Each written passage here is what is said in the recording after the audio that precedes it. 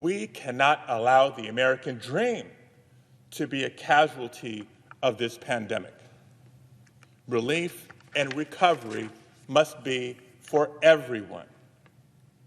Now, the American Rescue Plan that this body passed and President Biden just signed into law is a $1.9 trillion down payment on this promise. It will speed vaccination, production, and distribution, expand testing and contract tracing, outfit our schools so kids and teachers can safely return to the classroom, provide emergency mortgage and rental assistance to families in need, and it will extend a lifeline to keep millions of American small businesses from going under. And I'll tell you what it means for my home state.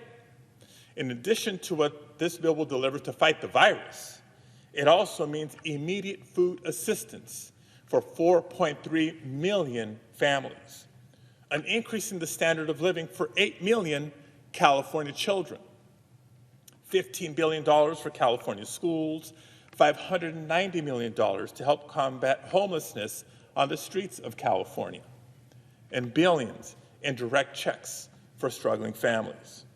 The American Rescue Plan provides the lifeline for American families, workers, and businesses to survive what we all hope will be the last months of this crisis.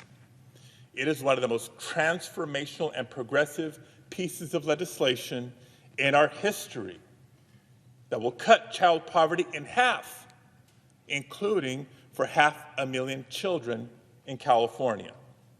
But our work is far from over. I believe now is the time to lead an American comeback that leaves no working family behind, a comeback that heals the long-standing divides in our society and unites our country, a comeback that confronts the systemic injustices in our country so that we can build back equitably. It took almost 10 years to recover from the Great Recession. We lived through the consequences of the moderate response to the financial crisis, slow growth, poor pay, and millions without jobs. We cannot let that happen again. We can and must build back better. That means investing trillions in our infrastructure in a way that uplifts communities and provides millions of good-paying union jobs, and in a way that addresses our climate crisis to help ensure that every person has access to clean air and clean water.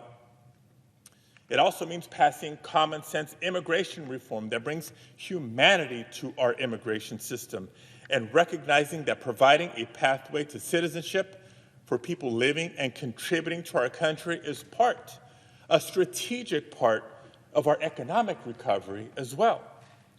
That means protecting and strengthening our democracy by passing voting rights and civil rights legislation.